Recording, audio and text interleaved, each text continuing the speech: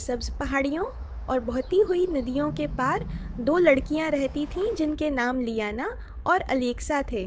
वो न शहजादियां थीं, न ही किसी शानदार महल में रहती थीं, बल्कि एक छोटे से सादा घर में जो फूलों और मौसीकी से भरा हुआ था।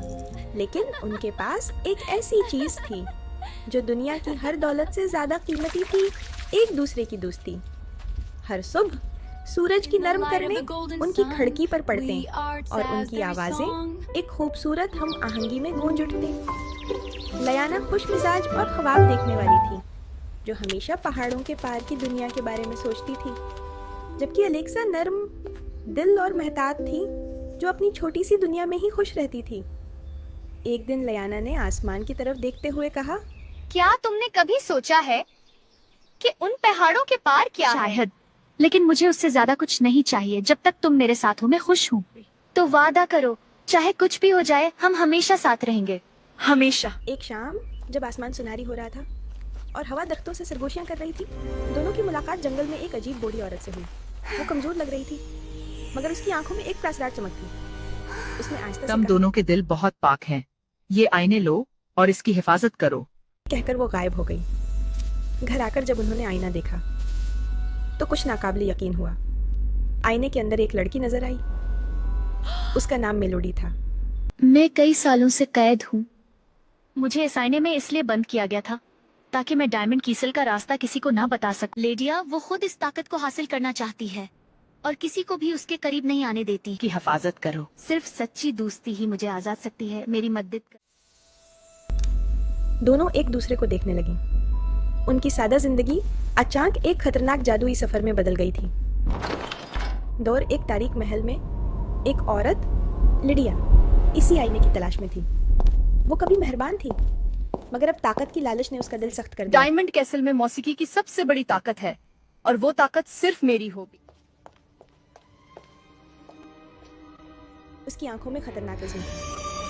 कोई मुझे नहीं रोक सकता। लियाना और अलेक्सा ने मेलोडी की मदद करने का फैसला किया, चाहे उसके लिए उन्हें अपनी पुरानी जिंदगी छोड़नी पड़े। ये सफर आसान नहीं था। अंधेरे जंगल, लंबे रास्ते, भूख, थकन और खौफ, और फिर एक रात सब कुछ बदल गया। ये बहुत खतरनाक है। हमें वापस जाना चाहिए। मेलोडी को हमारी जरूरत है और मैं सही काम करने की कोशिश कर रही हूँ। और मैं हमारी हिफाजत कर रही हूँ। खामोशी छा गई और पहली बार दोनों ने एक दूसरे का हाथ छोड़ दिया। वो अलग हो गई। दुनिया अचानक सुनसान और सर्द लगने लगी। अलेक्सा एक दरख्त के नीचे बैठकर रो रही थी। वो सिर्फ मेरी दोस्त नहीं, मेरा खानदान है। इसके बगैर ये सफर बेमानी है।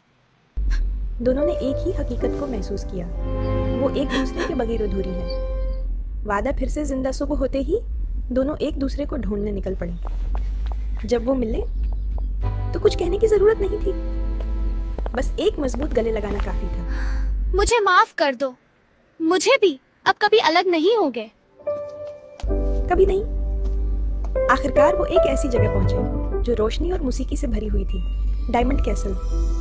वो ख्वाब की तरह चमक रहा था। जिस तलाश में हम इतना दूर आए हैं, जहाँ मौसीकी में जादू बसा हुआ है।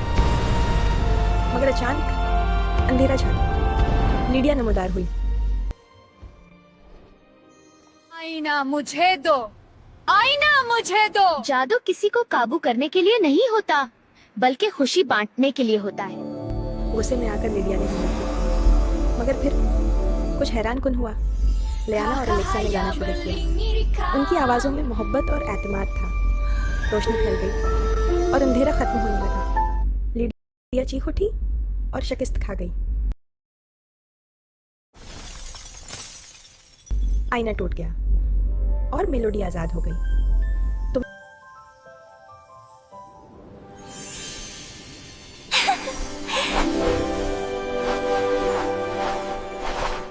तुमने मुझे सिर्फ बचाया नहीं, तुमने सच्ची दोस्ती का जादू दिखाया है।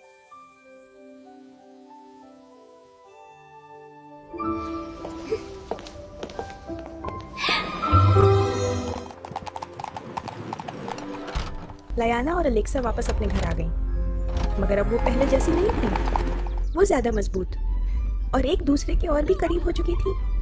और जब वो दोबारा गाने लगी, दुनिया पहले से ज्यादा खूबसूरत लगने लगी। मोर वीडियोस के लिए चैनल सब्सक्राइब करना मत भूलना।